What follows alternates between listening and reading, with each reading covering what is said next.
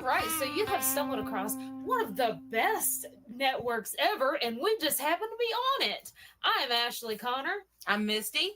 And I'm Pat. I keep moving my hands wrong, but that's okay. We're going to get it together. We're going to keep this rolling. It's going to be amazing, just like this show is. So, why would we have a show together, guys? What do we do that's special? Hit it, Pat. What do you do Well, that's special? one of the things that we do, that all three of us do, we are Reiki masters, but we've been doing old time mountain hands-on healing for a long, long time. And we're all three mediums, we're all three psychics, so we have a lot to offer, especially people that's interested in the strange, the unusual, and the macabre. Our show is for you. You have stumbled across a bevy of information you probably didn't even know that you wanted, but you're going to need it, and then you're going to put it in your back pocket. And when you're going to think, this show did that for me. This show, and it's called Gussied Up Witchcraft. We're going to tell Magic. you all kinds of things. Oh, that too. You know, it's new. It's new. It's new. Oh, God. It's magical and it's witchcraft. We just show up for the show. The name is it's gonna precede itself. We just show up because you know what? We're just that type of person that's gonna go along. Some of these facts you might be able to contribute it to your everyday life, or it's just some stupid stuff you can say while you're drunk and you seem like you're a smart, intelligent person. They're gonna have to Google it, and then they're gonna tell you how right you are. So, how did we get on this pedestal of knowledge? How me and Misty started, and I started doing math the other day, and I'm not good at math, and I don't do math well. And I realized I've been in the paranormal field for 16 years. Is it 16? It's been 16 years ever since I was. Well, we're not going there, but ever since I was younger, because then you're going to realize how old I am. I have been in the paranormal, and just like the paranormal, it's always evolution, and it's moving through all these different subjects. I was back in the day when all we had was a piece of paper and a pencil trying to talk to ghosts. But anyways, things kind of moved on, and I tickled my toes in the spirituality. And Missy, why don't you tell them how the hell that happened? Well, actually, I think anybody who's drawn into the paranormal, there's a reason. There's a light over there that you're really drawn to, whether it's just your personal or whether it's something in your soul that needs to be, explored. Because the more you get out there in the paranormal, the more you're like, wait a minute, these are happenings that I've had before. This explains things. So how it actually happened, that we have been forever on this farm. Okay. We grew up and we are still on the farm, and we do these eclectic little things that now we know as Appalachian Magick. Back then they were like, just do it. This is what we've been doing for years. Weird. Yeah. So when we went into the paranormal, we were just like, hey, these are normal happenings. And our grandfather passed. And when he did, all of a sudden, these investigations, you were searching for ghosts. Apparently, they were searching for us because we had that tie to the other side. So it became really strong. All the things that we had been going through, now it was like, we can't deny this. And then, of course, we went on the road. I got to get my hand gestures right with. Okay, I'm dyslexic, but Pat over here, we went. I don't know we what went to do with my hands. Yeah. We went on the road with Pat, and gosh, we've been on the road since, and just like a tree, sometimes the branch goes this way and that way, but the roots always come back to each other. So that's where we're at right now. And we've been on the road doing, all kinds of things. To tell these things to people. But we've been just, out there enjoying everybody and helping people in all different ways, from seances to cleansings to healings to readings. That's just a bevy of everything. We'll talk. I'll do a lot for $1. I'll talk to you. I'll tell you how you messed up in your life. I will give you a spell. I'm quite convenient, and I take PayPal. Pat, where did you go? How did you get into this long journey? Well, before I get into the deep stuff, I have to tell you that I have sat here and watched something very supernatural happen. I have watched my granny bun move the center of my head to over here. That's your thinking. That's it. Yeah. You're getting an important message. You're getting an important message, Pat. Once you're tuning Tune right in. Seriously though, those of you that don't know, I'm like them. I grew up. We was Poe, proud, and hillbilly, and from the time I was about 4.5, I was in Fairbanks, Alaska. My dad was at the local at the local base. He was in the Air Force. And I was sitting there, and of course, it was during the time of the year where there was really dusk all day long. There really wasn't, nighttime or day. It's that in between that you have in Alaska. But anyway, so I'm sitting there, and I'm four and a half, and I watch my mother's spirit float into the room, and then I watch it as it evened itself out on her body, and then just floated into her body. And I remember being really confused on this. And so about a year later, I was mad at my mom.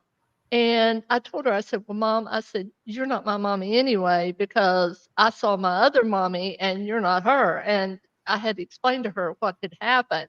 And I was really lucky because both my mother and my grandmother who raised me, they understood all of this. They had a real interest in it. My granny, she read or worked with the spirit board, and my mom was a palmist. And so I grew up around this. I grew up around reading material when I was 10, 11 years old. I read The Black Arts by Richard Cavendish. I'll never forget because yeah, if you've ever read the book, you'll know what I mean. And if you've ever heard of the Hand of Glory, that now imagine you're 10 or 11 years old. This is your reading material. And I found out that if I went to the local graveyard and if there were any people who were actually, put to death there for murder or something like that, I could dig them up and I could cut off the hand, preferably the right hand, and then I could dip it in wax and then light the wax so that I had a candle. And because I would carry that candle through someone's house, it would grant me the gift of invisibility. So that was my reading material as a child. I also read things like Wonders of the World, and I never forgot that. I think I was about 13 or 14, maybe a little older, when the Chariots of the Gods came out. That book, and Granny was one of the. I mean, she was waiting on that book. She had read about it. I had seen an interview with him, Eric. I forget his last name right now, but the man who wrote the book, and she immediately got the book, and as soon as she finished with it, I read it. So that's how I grew up, and I just grew up. I like them, and they can tell you about their experience. I grew up in a radically haunted house, and so I was just completely open to this, and I didn't have someone telling me it's wrong, to keep my mouth shut, that if I said such things that I would be ostracized, that the family would be embarrassed. I mean, we were poor anyways. So we didn't worry about what society thought about us. We really didn't.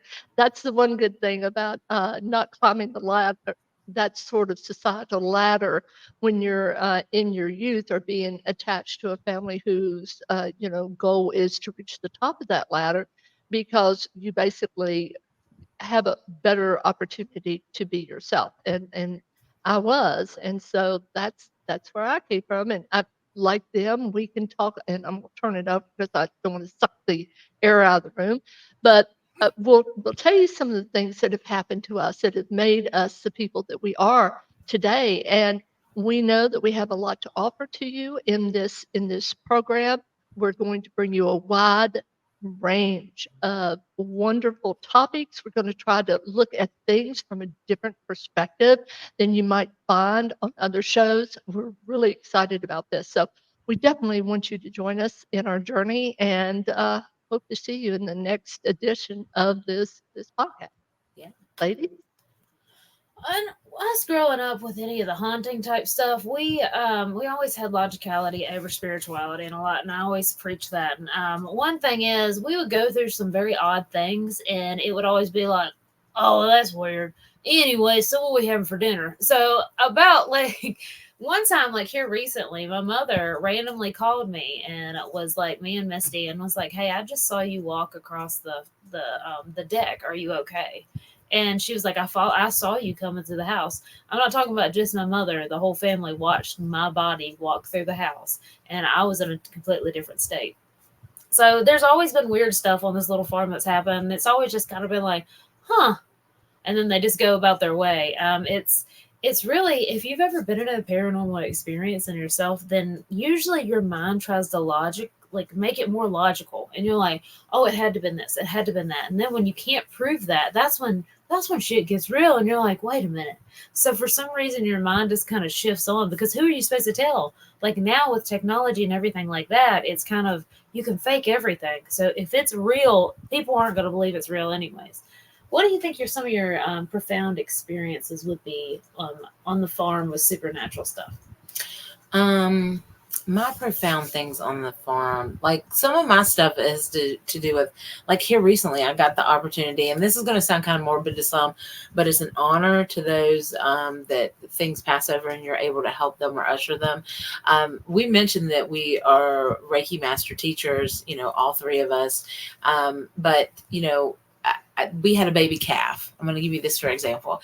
And everybody knew the calf was not going to make it. The mom wasn't accepting it. There's certain signs. And I remember going up there and we were trying to bottle feed the baby and stuff like that. And I was holding it, right? And when I did, I had one hand on its heart. And a calf's heart is like through here. It's not, And I was holding it. And when I would give it all I could of my healing energy, I felt its little heart pick up. And I was like, oh my gosh, it's going to do good. And as soon as I stopped, it went back and almost stopped. So then it was like jumper cables to it. And that's an opportunity that I don't think many people get to have. And it was an honor for me to, hold that little being that I knew in my heart shouldn't be here at that time. And it did too. And to usher it across, but also feel how that healing took a part of it. Not everybody gets to have that experience. So I'm going to tell you, I've been doing cleansings, I've been doing healings, all kinds of stuff. But until you feel that, you don't know 100%. And that's the one thing, people don't get that experience unless you're that close to livestock, until you're that close to the earth. Some of the coolest things is mostly in these mountains. I have to say, we used to go walking because we owned like this large part all the way up a mountain, right? And we would go walking back in there, and there's something enchanted in there. And you could just feel it. And I would always get my mom to go. I would be like, Mom, let's go. And Ashley was little then. And my mom was pretty young. And we would go back there and we would go into certain parts, and it was the outline of this house. That's all it was. The house it was at the foot of the mountain. I'm talking about so old, it was probably in like some of the wars and stuff. And all you had was the brick outline. No roads, by the way. No, you're no ways to get to it. How my mom knew where this was she was like, you go to those remains and then there's a waterfall behind. It was like that, like take a turn by the old road or by the old tree and stump and stuff. And I remember getting close to that house and the energy just shifted. And if you know what that's like, we are so conditioned in these mountains. People ask us questions, right? All the time, ladies, about, hey, are we, do you whistle at night? What do you do in the woods? Well, you get the heck out of there. It's what the heck you do, because these energies are so old and you could feel it. And about that time we started hearing noises and clankings and stuff. And we're in the middle of the woods. There's no way these things could have happened. And I remember my mom turned us around. And by that time, my dad had kind of made it into the woods, like halfway to where we were, deep in the mountain. And my mom was like, I know you were playing, James. Da, da, da, da. My dad was like, I just got here. Like, I couldn't have got in front of y'all. I haven't been here. And my mom, it was serious then, because then she realized, I remember we were all like, holy crap, get your stuff, get out of the woods. And it reminds you a lot like Blair Witch when you go back exactly like how they had certain things laid about. That was what it was. They used to go back there and party. Another thing is that any of the healing I've done, I don't do healing on people. I have more success rate on animals, like Misty was saying earlier, as in livestock. I came across goats, and I intuitively, some other voices came through and said, something's wrong with this. And I'm like, no, whatever. Take them to the vet because something was going wrong, and it was exactly right. Right. But it's different living in these mountains because like what we're bringing forward is animals, and we're scared of behind our mountain. Like there is no one that lives behind us, as in that it is all empty and things like that. I'm still scared of those woods, to be honest. I'm like, I ain't going back there. I'm like, Right. So that's a little clue for y'all too. Everybody says, do you whistle in the dark? Are you there in the dark? Listen, Take it from people who grew up in these mountains. Take it from people who if we get lost in them, I have always told somebody I will find my way out. And they always say, no, you're not. And I said, you better give me some water, and whichever way it's running, I'm getting out of the mountain. I'm trying not to be in the dark at night around No, here. I In the will- dark at night. I'm trying not to be in the woods in the dark. Okay. Yeah. No, but I will find my way out. I'm not joking. I will look. I mean, I'm talking about I will use some old Native American stuff. Like I will tell you what time it is. I'm going to get out, and it is going to come through, and I will get out of there, because you just don't understand the energies that are in mountains when they're open and they're beautiful and they're accepting. There's nothing like it in the world. When they're not, there is nothing like it. Is like somebody has told you to get out and get out now, and if you don't move fast enough, it's gonna catch up to you. You ever seen, what is it, Never Ending Story? It's the nothing that just rolls and gets them. That's what it feels like. It's like you get out of the way, or it's gonna come, you're gonna get moved out of the way. So those are some of the things that I have grew up with. So I know very quickly when energy shifts, man, I could feel it. And I think that's helped me in my readings too, because when that energy shifts anywhere, I can feel it. One of the coolest things that ever happened is we had a whole group of witches, and this is the truth, cast against us.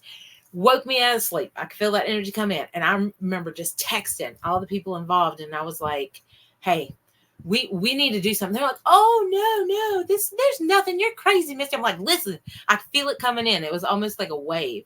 And I'm going to tell you, found out later, they were trying to get about 100 people against us. So I was like, I can feel when the energy, like when we got to duck and tuck, I'm on it. But that's Lord, I don't know if I need to hang out with y'all. 100 witches, that's a lot. You're already in it. I'm deep in it. Yeah, what Misty and Ashley are talking about, these mountains are old, and Misty says it often, and it's true, and that is these mountains are older than bones. Mm-hmm. I mean, they saw the rise of the dinosaurs and the demise of the dinosaurs and the rise of man, and now all of that energy resides in these mountains, and these mountains were at one time taller than the Swiss Alps, they think. So imagine that, but they're so old, and the years have just taken hold, and erosion has taken away the soil, minuscule, tiny little bit at a time, until we have now what we know as the Appalachian Mountains. Now, I live like them, way out in the boonies. I live up on a mountain somewhere in western North Carolina. And we love our country homes, don't we, girls? Yeah. But there's something scary. I would say scary, but you have a respect. You have a respect because it's there's elementals in these mountains, and some of them were brought when our ancestors came, our Scots, Irish, and German ancestors, which is what primarily, English, Welsh. Scotland, I mean, in that area was mine. I think it may be theirs too. But when they came over, they brought their elementals with them. They brought the fairies. They brought the trolls. They brought the elves. And it is a type of energy. There was already elemental energy here, but now we brought this, this energy that attached to us as we came to the new country. I had a friend, and she was an amazing person. She called herself a Christian witch, and she was. She was very, very devout, but she was also magical and believed in magic. And one of the reasons she grew up on a dairy farm, and there was a beautiful creek that ran through that dairy farm. And she swore to me that when she was about 8 years old, she went down to the creek by herself, and she was hearing music like an Irish flute. And she went down, and when she was there, she saw the Fae. She saw some of the Fae as they danced and they played around that creek. These mountains have magic. My old granny said, there's magic in the mountains, and there is. Which, by the way, is a segue into telling you that working on a documentary about Appalachian granny women, and we're going to have that available next fall, hopefully by Halloween. We'd like to get that released. But anyway, that's been a passion project. We're losing a lot of our old granny witch stories in the mountains, and so this is a way to be able to preserve some of those stories. But for me, some of the most, and and I'll give it back in just a second, but some of the most notable, if you will, things that have happened to me as I was growing up, and Lord, like them, there's so many of them. But one of them was my mother. She was sent home from the hospital, and I told you we believe in laying on of hands. She was sent home from the hospital, and they told me that she had 3 months to live, that she could not go back to her own home, and that I had to make a place in my home for her, or they were going to put her in a home. Well, I had promised Mom a long time before I wouldn't put her in a home because, if I could at all not do it, because she helped me raise my baby. She gave up her job and retired early and came and helped me raise my two little ones. And so I was determined that she'd stay home with me. So I had to go straight home and prepare a place for her. And when she came, I asked her, I said, Mom, I said, can I lay my hands on you? And can I pray? And can I do a spell? And she said, well, you sure can, Pat. So I had some beautiful topaz and I put them on points in the body that are known as the chakras. And then I gathered as much energy as I could to pull into this, intent of healing. And I always tell people, unless you have an experience like Misty described, you don't know for sure. But I can tell you that my mother was with me another 7 years before she passed. And I got to enjoy her company all of those years. But my existence was made up of a lot of different things. Like I said, we had a lot of things happen at the house. I mean, I was sitting in the living room once and I saw water just rolling down the walls in another bedroom. My mother saw it. We jumped up. I mean, it looked like there was a water main in the wall that had burst. And we went running to the bedroom, and when we got there, it was dry as bone. So it was, we had so many little things that happened. But going back to what Misty and Ashley said about respecting the mountains, we love them too. When I was young, our idea of camping was a blanket and a pillow. And I remember waking up one night or one day, and I felt something just real soft on my face. And I'm like, what in the world? And I opened my eyes, and I think the deer and I screamed at the same time because all I saw were these big eyes, just for a second in the semi twilight of dawn.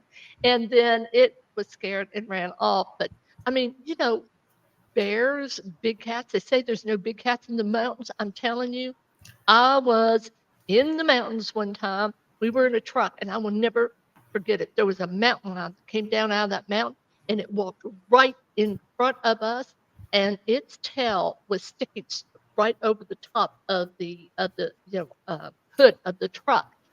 So yes, ma'am, there's a lot to worry about out there, but there's a lot to love also.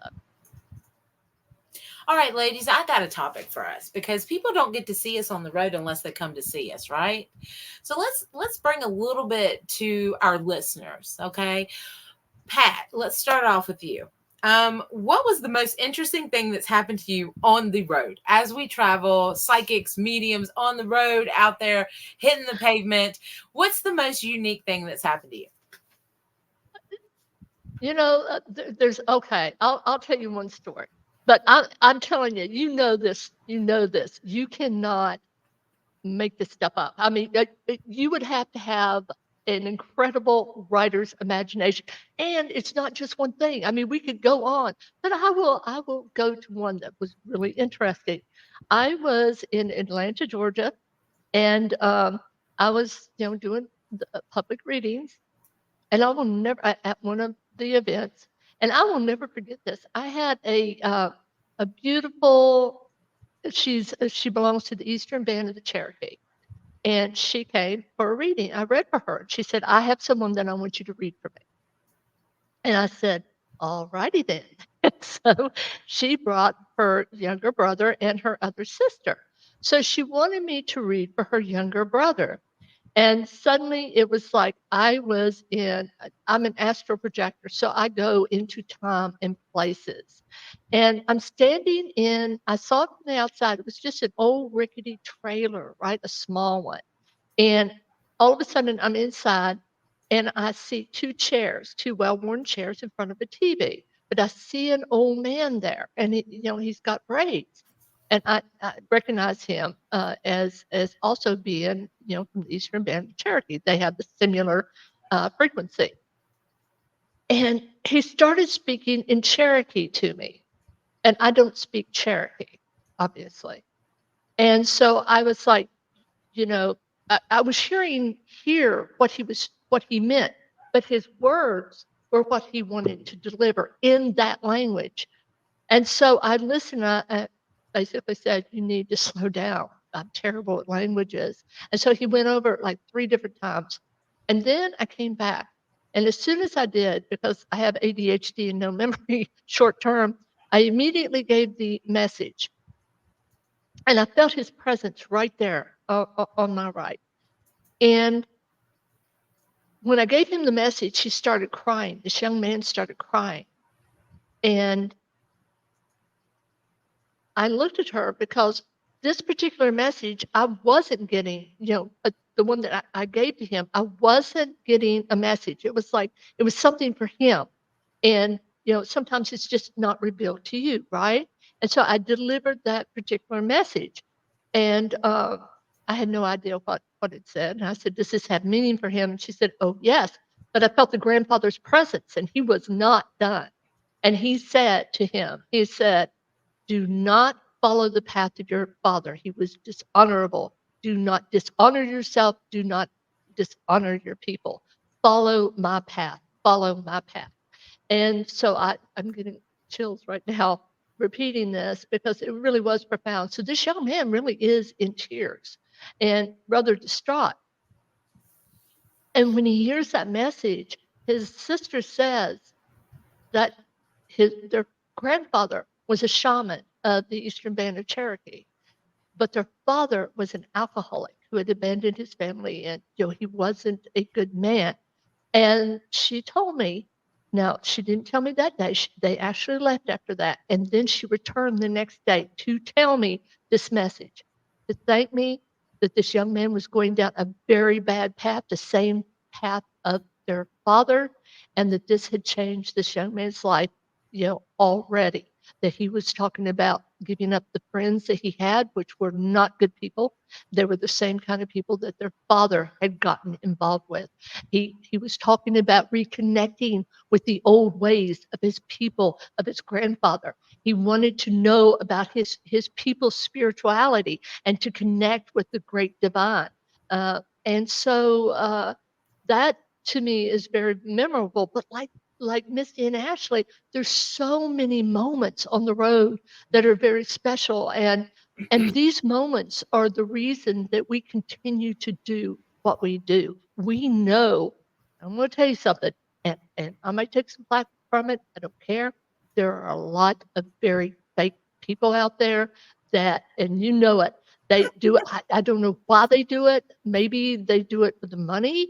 But I can tell you that you're not going to get rich if you do this the way it should be done. If you do it with a purity of heart, so to speak. But I can tell you too that it is a path for a lot of us. But for some people, it's clout, it's attention, it's give me $20 for a reading, give me $40, and there are actually some people that will put out a GoFundMe or something like that, and I'm traveling America, and I'm living in a tent, and I'm getting back to nature, and I'm and I can't be bothered to work because most of us work and or if we don't work, we've got so many responsibilities at home that we have no time to do so. And yet we still make time for this because it's more than just work. It's more than just the money that we may make. It's the people we connect with and the difference that we make. Yeah. Ladies, Ashley, what about you? Yep. Mine, the significant point in my journey here, mine would have to be is when you develop your skills, then usually you'll have like a spiritual partner or something like that, someone that you have around you that helps you build and things like that, and you compare notes. This one time a cold case kind of came through and they were like, listen, where do you think he is right now? And I sat there and I wrote and I concentrated on it so much, and I had this one, like, I was like, there's this car. I see this car, and this is the color of the car. And in my mind, this song's going through, and it's just he needed to take a break for a second. He needed to take a break. And that was what mine came through as. The other people's were different. One, you come to find out, talking about someone that kind of, buffers their spirituality with, fakeness, is that they would actually Google the place before they showed up. And I used to be so envious. And I was like, because I didn't, because to me, I get more excited Well, that's not knowing things. What you're doing is the right way. You Google it. That's the psychic right out the window. Well, I'll explain that after I do this. And I had all this stuff, and I beat myself up about it. Yeah. And of course, if it's a cold case, you're not going to hear the ending until there's an ending. And like you just sit there with that kind of like a turd in a punch bowl. So I'm sitting here like beating myself up because I'm like, man, I ain't getting shit what everybody else did. And then all of a sudden it comes out I was right and the faker wasn't. And I was like, well, damn, you could have Googled that. But anyways, so we had went to one location. And if you don't know anything about me, my natural hair color is red. So normally when you go somewhere and you're more spiritually inclined, people that is like you will try to talk to you. It's kind of like the bus station. And crazies, they won't come talk to me. And then redheaded people and like people that's got a distant, like a different past or things like that. There's a lot, and you'll notice when people come sit down in front of you, they'll have a lot of personality traits, what you're going through at the time. So it's like your energy matches their energy. Anyways, I show up to this jail and I'm picking up on all kinds of stuff. And then all of a sudden, this old faker that Googled it said, you know what? I didn't know it at the time. That's why I take it so seriously. I got to tell you something. Anytime we want to talk like stuff about a bad person on the show, we'll just call him the old faker. The old faker. Just add them all together. I sat there and I was madder than hell because like there was some cool instances that I was really like, why didn't that ghost come talk to me? But anyways, this old faker came out the gate talking about this old faker talking about a redheaded killer that was a truck driver and all this stuff. And I'm like, damn it, that's some cool stuff. Why didn't that guy come talk to me? Old Red or something. It was something. It was something wild, man. I was like, why ain't I getting this? Do you remember the old faker? Now listen to this. The old faker, apparently this was really pertinent around there. But everybody at the jail just kind of glossed over it. We're just like, what? So she kept coming back around. But the red-haired killer again the next day. It was just because everybody was just like, yeah, man, whatever. Because it just didn't feel right. Knew she's old faker too. That she circled that around. But look at you. Wow. You did good there. I'm so mad about it because you got the clicks. I was there for this one, so this was really cool. Because that wasn't the cold case. But anyways, I just randomly was like, hey, there's clicks. So many clicks. And they were like, wait, you wouldn't believe it, but that's how they counted them coming out of the mines, is they would do clicks, and they realized there wasn't as many clicks. And that was out of jail. But then, like, this old faker just kept on talking about it, and I was mad. I was like, damn, I'm doing everything I can. I'm getting a headache. I'm trying to pull so much. And all of a sudden, she found this old man in the corner that said, you know what, you're right. That's the only one that bet on it, and I think it's because he wanted a special show. If you know what I'm saying. You know what? We're gonna have to buy shirts that says old faker. The old faker. Yeah. The old faker did it. It's kind of like the cat. You know, like when you're a kid and every time somebody does something that something breaks, you'd be like, the cat did it. The cat did. The old faker. I'm telling you. There is a lot of significant times that I've really been able to stop people from committing suicide and going through a lot of hard things. I'll bust out a cheating ring in a hot second. Misty's even worse about it. I am. Christmas once. She told somebody he's about half in his body, half ain't. He's gonna die soon. You better be nice to him. I don't. That's my job, girls. Yeah, no, Pat, you would have been. I mean, I shit the bed at Christmas, y'all. I mean, she didn't come back. I didn't like her anyways. No, but what got me mad is I was trying to tell her, I was like, let my dad and the brothers around him. He's already half on the other side. He's not all the way here, blah, blah, blah. And I said, I truly believe my grandma was saying it because she was very straight to the point. My grandma was, my husband was like, I mean, he was scared of her. She was a small woman, but a mouth and a tongue that was sharp as heck. You know how they are in the mountains. They don't pull no punches. They just say what they mean. One time me and Misty walked in the room, she said, oh, Lord, I got to get off the phone. One of these came in here with the wig. The other one's fat or something. I don't remember. I'm Like she said, she was direct. So I knew when she was talking, it was direct. You let this happen. Da, da, da. And the girl looked at me. Instead of saying, oh my gosh, my husband's half on the other side, I got to prepare. You know what I'm saying? Like she said, is your grandma approve of me? hell no, And she I was don't like, like you. and I don't like you. I Man, didn't like her. the first thing I said was, honey, this ain't about you. It's about him. And guess what I also picked up in there is that she was a cheater. And I'm going to tell you something. My dad come back after all this. Now I'm telling stories about our family here, which is horrible. Come back about all this. And he said, I think she might have been doing something with the neighbor. I said, I know she was, damn it. But how are you supposed to say that? That was Christmas, guys. Merry Christmas.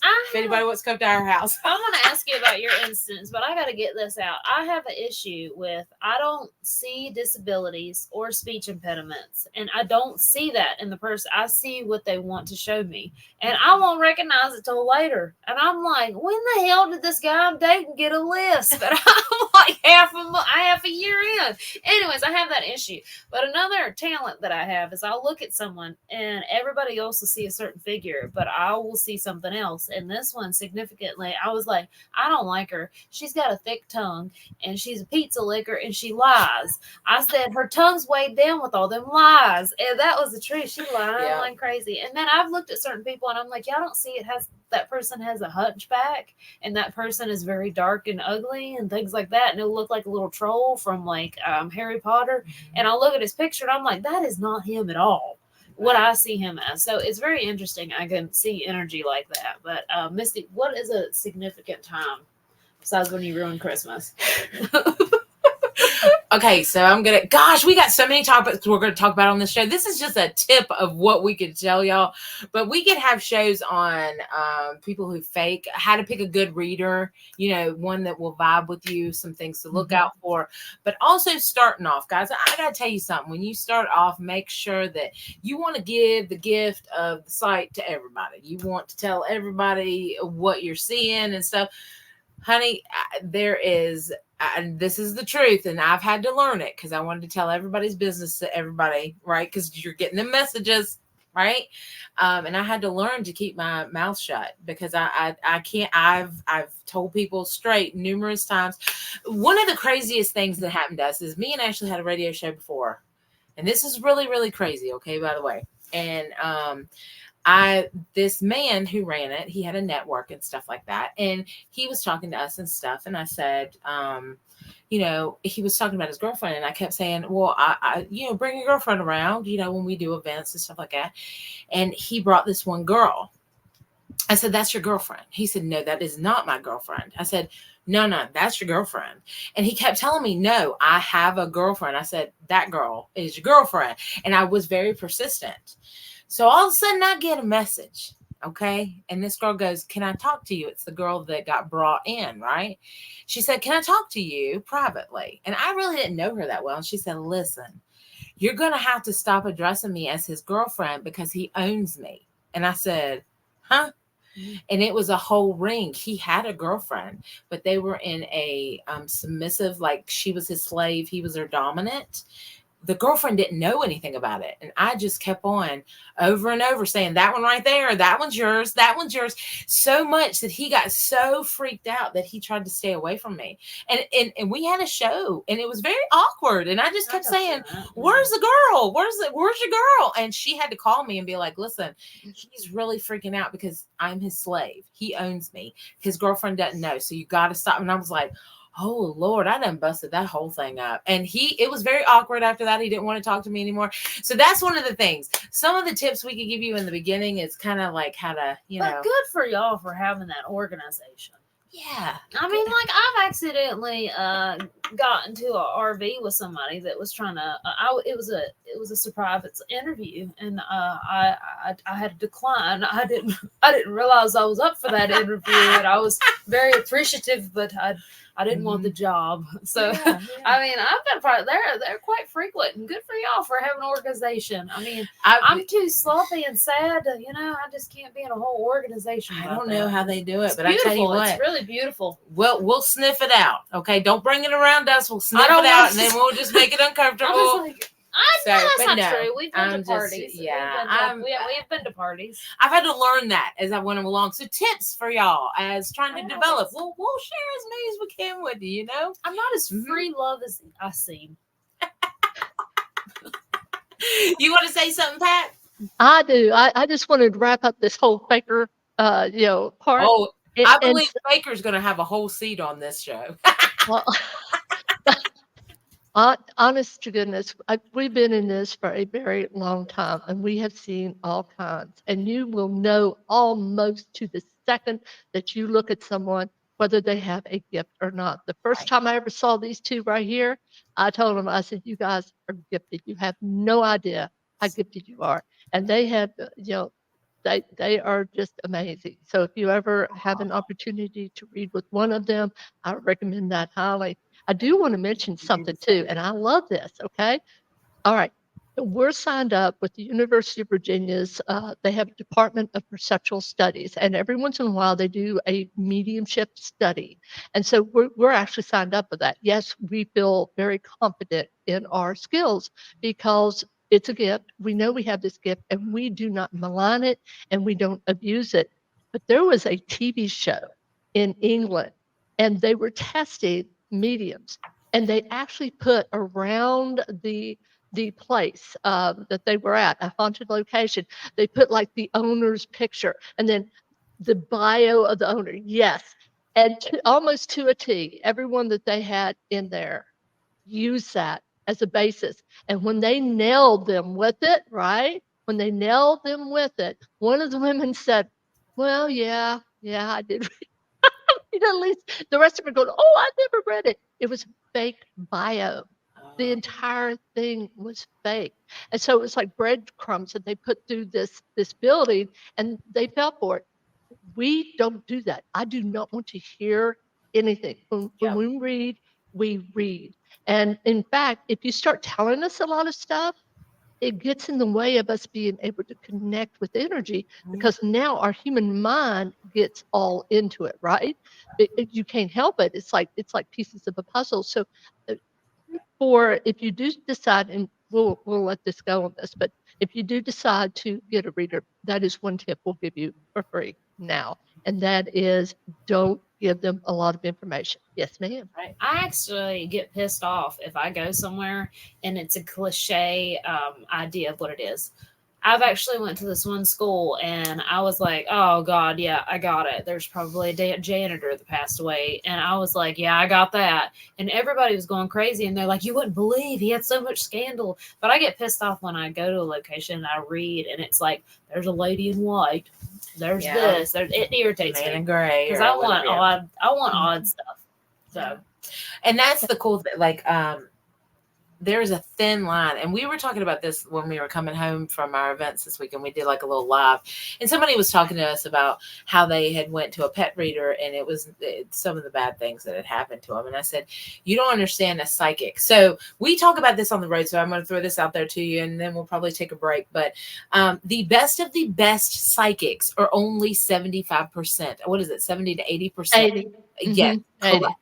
Think of that. I'm talking about the best of the best in history now, whatever, because a psychic has to walk the line of, is this a message or is this my interpretation?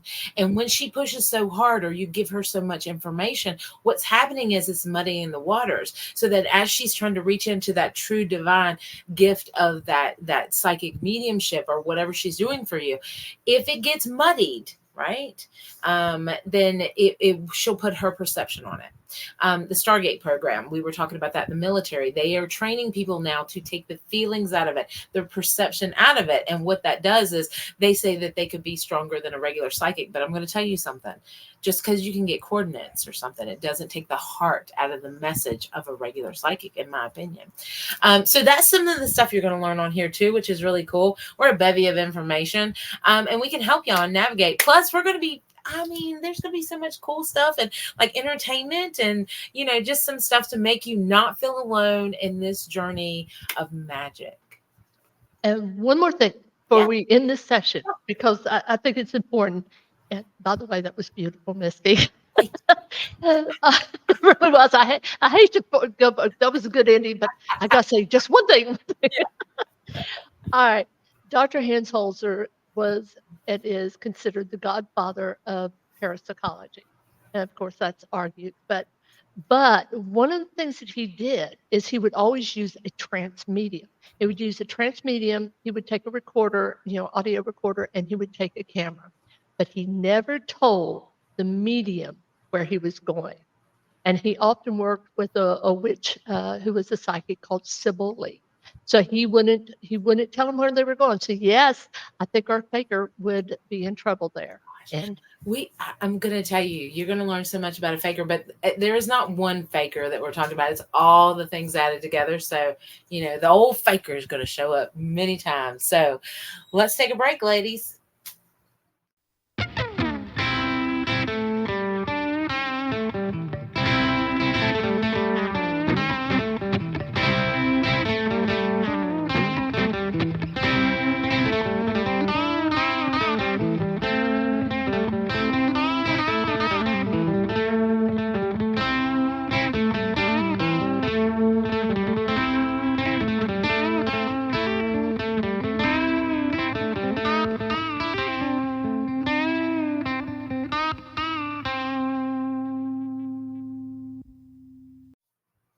Ladies, everyone who practices, I told you that my friend Marty was what she called a Christian witch. We're all different. I call myself an energy witch. What do you all do and how do you practice? Hit it, Ashley. Me, I'm more focused on animals and things like that. I do enjoy glamour magic, and I like putting it back at people when they do mean things. It's inconveniences. It's not necessarily terrible. I don't want to ruin their life. I just want them. I like mean things. But anyways, so I enjoy animal healing is more of something I do specialize. That's in the positive side. I like to look pretty and I like to ruin people's lives that are horrible. Ashley, we're going to go back. It's not that terrible. I'm just saying if I just believe in reflections of their selves. I gotta tell you something. Pat's over here giving messages and crossing people, not crossing people, but ushering over, to the other side. I'm over here. Oh, she's meaner than hell in person. I'm just being mean. And I'm holding baby calves, and you're like, I want to be pretty and mean. I'm like the honey boo boo. I want you to know that I was about to say, Ashley, you are channeling Marilyn Monroe tonight. I swear, in that light, you look so much like her, but I'm taking it back. Well, I can't see a damn You thing. do. I appreciate it. See that? She's doing that just for the scare fest. No, Like, I don't really tell her that. I'm being mean. And she's right, I am mean, but I'm also loving and good. She is. But we all do believe, that is one subject. We all believe that if somebody does something, we should be able to protect ourselves and put that back. Yeah. What do you do? I'm going to tell you, when you start off on this journey, you're going to think you're this.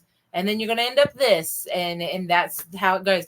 When I first started off, I really didn't know. I just knew that I didn't like the traditional fundamental structure of a church. I will be very honest. I grew up in a Pentecostal church. I was going with my cousins. I've had hands laid on me, which, by the way, I just want to throw this out there for any Pentecostals that are listening. If you've stumbled across this, the same thing that I still anoint things and do the same things when I do my cleansings. It's just a different name and that's pretty much it. It's funneling the divine energy in and taking things off that are not meant to be. But if y'all could have seen little Misty in them churches and how many people wanted to lay hands. She looked mean and 35 at 8. I did. It looked like I was selling real estate. We think it was because her shoes were so small. She was so mean and angry. But so I knew that wasn't. I had PTSD. I'll be very honest, and a lot of people from these mountains do. The church is a big fundamental thing when you're in the Bible Belt, and if you don't fit in, and I literally would go into churches and I would have panic attacks and start crying. That's how messed up that was, because I was taught that a woman had a place and what she was supposed to do. Plus, these mountains put a woman directly in their place. If you understand, I've seen the ladies in our families carry the plates to the men while they set. You see what I'm saying? That's just that, and there's a beauty in it. I am not saying anything about that. I think that I've watched that and I thought that's a beautiful thing. A man provides for his home. He's hardworking. And then the woman, she provides the love that she gives. Now, on the other end of a church setting, I have a lot of PTSD. I will never forget, this house we live in now was my grandparents. And of course, every time we got out of line, they would say, y'all need to go to church. So there's a church directly across, right? And still is.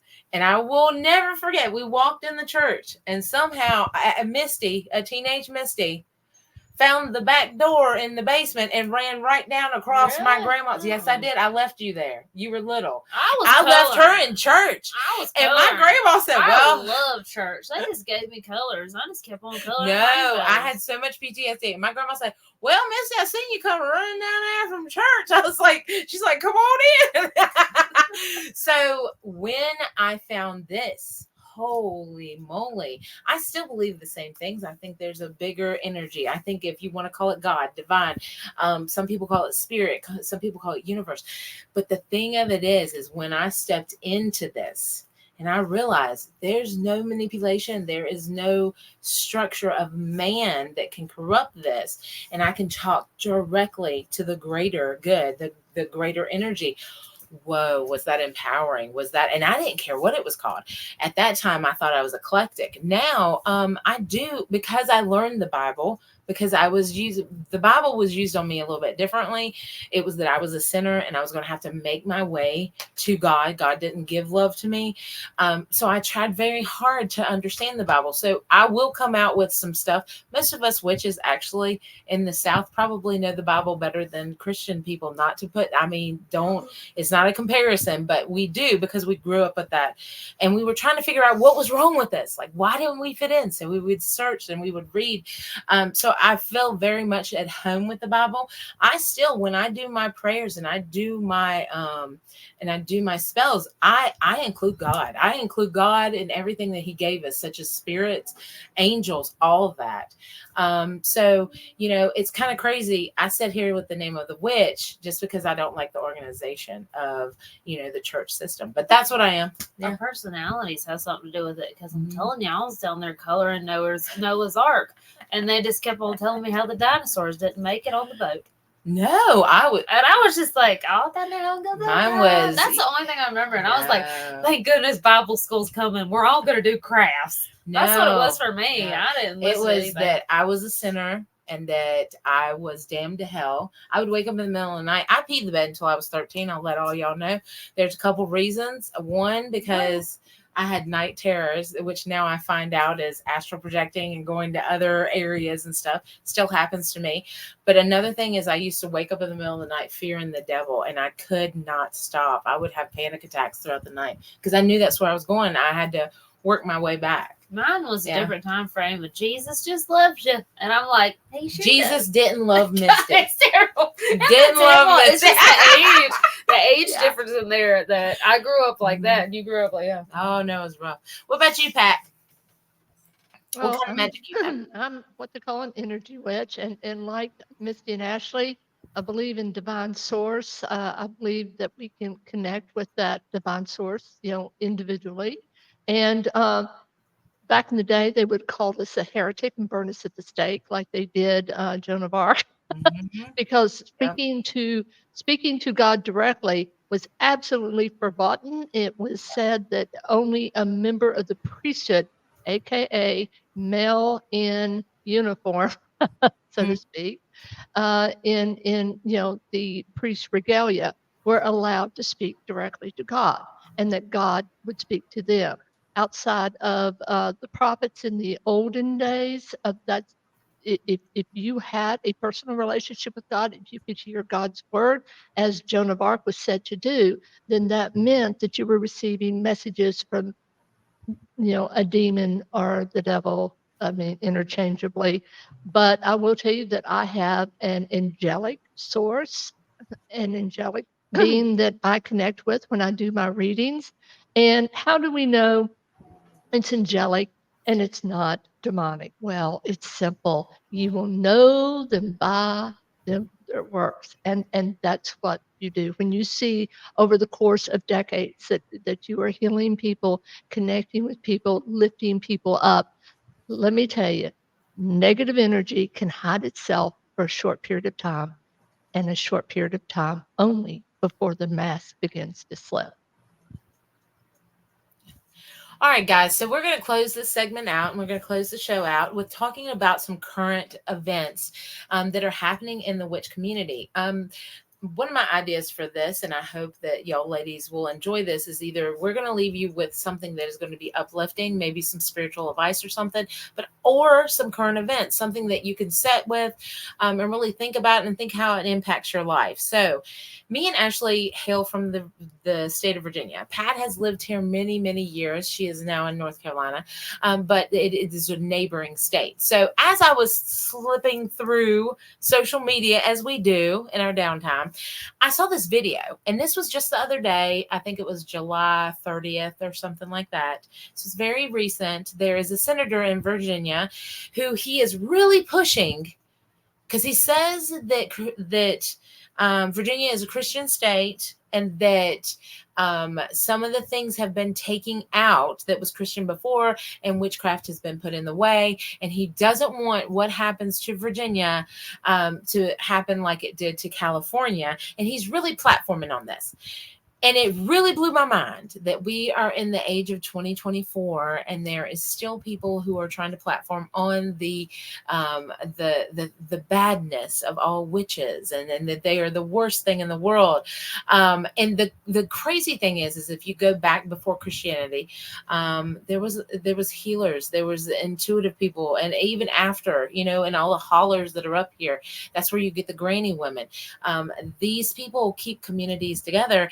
And some of the greatest people I know are witches, not because we're witches, but just how much they give. So what happened in California?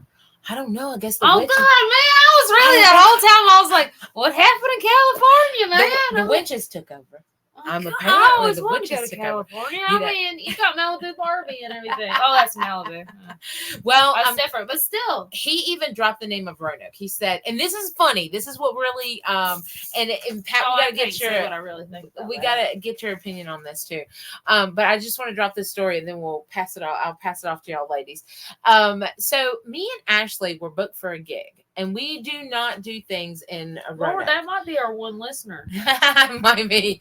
Don't say. I was gonna talk. I don't say Not I'm from in- Roanoke. I say I'm from Salem, the one that does meth, and then I keep it rolling, because Yeah. if they knew where that was, they wouldn't think I was very magical. No, well, that is the deal. We're in Roanoke County, Montgomery County, okay, New River Valley. We're going to throw that out there.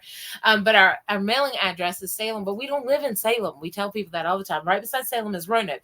So this congressman said Roanoke is a Christian city. And I'm going to tell y'all something. We were booked for a gig there one time. We thought, let's try this area. It's never felt like it's our area, even though it's a lovely place. We're just not from town, y'all. We are from the country. That's why we stay near River Valley. Getting too close to us anyways. So it is. So we ended up going there. So they knew these are the witches that are coming. We're supposed to be giving readings. It was at a local little bar and stuff. And all of a sudden, this little feller comes in. He had the highest shoes on I've ever seen in my whole entire And- life. So you know he had a Napoleon complex that he had those heels. I have did. never worn platforms that high in my life. So this little feller come in with a little entourage that came behind him. He looked at us and was like, and he went over and he sat at the bar with all his little entourage, and we were like, He stood in front of me. He did. Yeah, He he's sized so cool. us up like there was no tomorrow. And if you don't think there is witch wars, y'all are crazy, because I've came across numerous, and I think Pat has too, and Ashley has too. And I was just like, what's up this guy's butt, man? And the girl who was putting it on said, oh, that is the high priest of the coven around here. So if y'all don't believe that Roanoke is ran by metaphysical things and witches and stuff, y'all are really, really mistaken. We ain't even gonna be able to go to farmers market anymore. We're not. They're gonna out. They're gonna throw the fruit at us. They're like, get out of here. Y'all talking bad about this. But don't get me wrong. It's a lot. Pomp and circumstance is what he was. I'm like, good. Man. I probably love him now. I probably don't even know. He's probably my best friend somewhere. And be like, Yeah. but that was you, buddy. No. He was mad. He just stomping mad. He was. So when people say that there's not what I'm not going to say we run but there is a lot, even the bigger cities such as Bristol. Oh God, that one that was married to the football person. Who was that? Oh, that's not in Virginia. That's not Virginia, but she's a higher up. It was Giselle Bundchen. Yeah, something she like that. Supposedly did witchcraft. Well, she did manifestation for him, which is, So what do you think about this, Pat? Well, I think that witches have always been in the line of fire, and it's really interesting because we've taken the mantle on, even though really we're kind of, we believe in, God. I read the Bible. But I also believe in magic. I believe in a one-on-one relationship with God. That's as real. I used to sit as a child, and I would wonder, when I was going to be struck by the God energy, because I would sit there in a pew, and then I would look at the preacher. Unfortunately, I have the same gift that Ashley does. No, you've got it too, Misty, and that's being able to see the soul. Mm-hmm. And so I would sit and I would see the soul of the person. I'll give you an example. The last time I was sitting in a pew. Now, you have to understand, Southern Baptist raised, all right? Or at least partly, because my mother was a wanderer as far as, she was on a journey for spirituality. So I actually went to many churches, including the Catholic Church for years. We never went through catechism, but I listened to a priest called Father Dodge, and he was a very holy man. You could see the white light around him. He had the connection. But the last one, I thought, okay, I need to get my children baptized. Yeah. And so I'm sitting there looking at this preacher, and I see him. I see his soul. And I'm like, oh, man, but I'm hanging in because I'm going to get those kids dunked. And so we got the kids baptized. I did. And then I never went back. 3 months later, it's always in threes with me. 3 months later, he was found out to be having an affair with the musician, the organ player, who happened to be a young man. I don't even know if he was quite of age yet. So it was a huge hullabaloo. You can imagine, and the gossip flying. And, the last I heard, the little church was closed. I don't know if it still is, but it certainly was for a time, I'm sure, until they could get another preacher in. But it makes it difficult. When you have certain gifts, you all know this, it makes it difficult, doesn't it? Because you see people's true self. I'll give you another example. I worked with someone that was a psychopath once. And psychopaths rise very quickly, because they will do anything, lie, and they have no fear. No fear. Think about it. If most of us lie, we have a fear of getting caught, but there was no fear there. So she comes prancing into my office, and she says, I will never forget this. Everybody thinks I'm so sweet. I swear she did that. And I looked at her, I said, I don't. And it was the worst thing I could have said, because everyone knows that if you out a psychopath, they will come for you in any way that they can. Unfortunately for them, I had at the time about 29 years on the job and excellent reviews. So there wasn't much they could do because it was a state job. But she came for me in a very big way. So yeah, having these gifts, being, how can you deny them, right? When they're a part of who you are.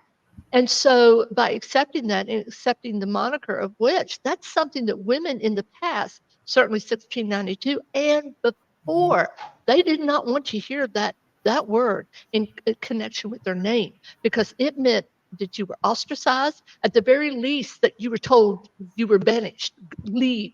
Now think about it. Even as late as 1692, if you were banished, where are you going to go?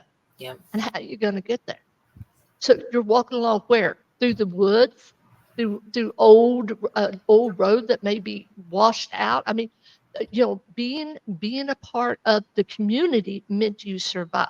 Yeah. And so this was a very big deal.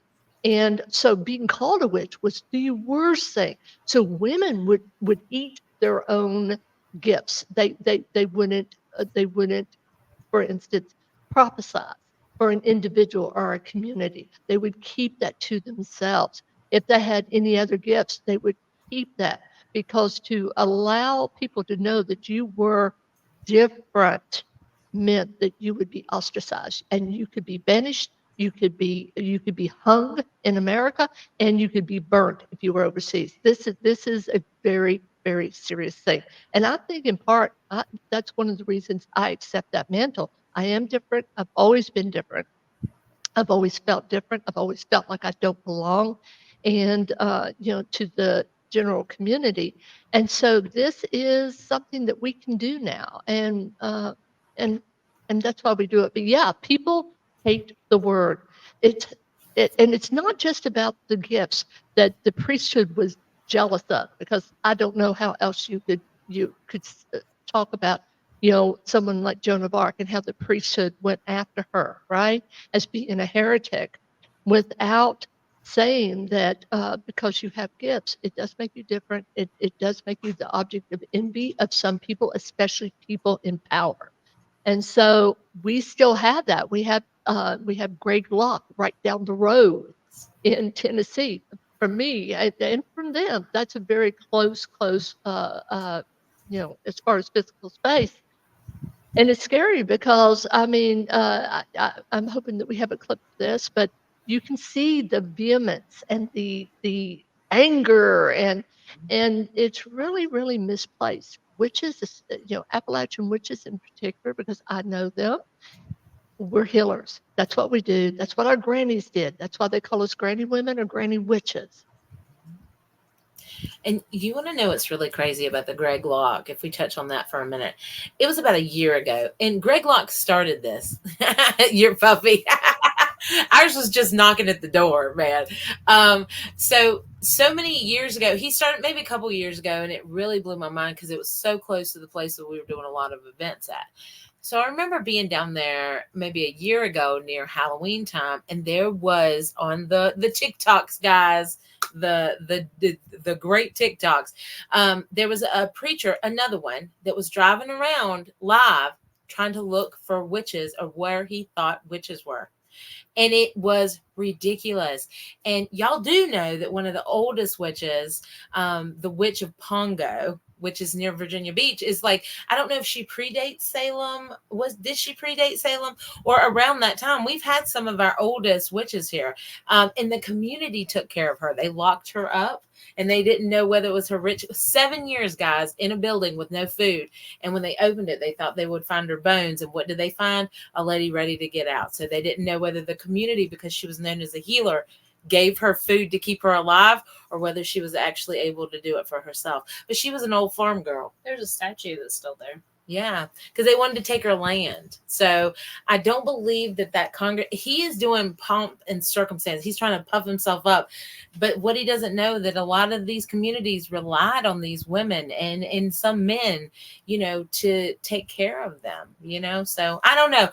We're going to leave that out there for y'all to ponder and think. And we just thank you for joining in on this first episode. There will be many more. We want to dive into all kinds of things. If you have suggestions, questions, anything like that, please let us know. Please get in touch with us on our social medias or through the wonderful Wes and Scarefest Radio. We would love to address those topics.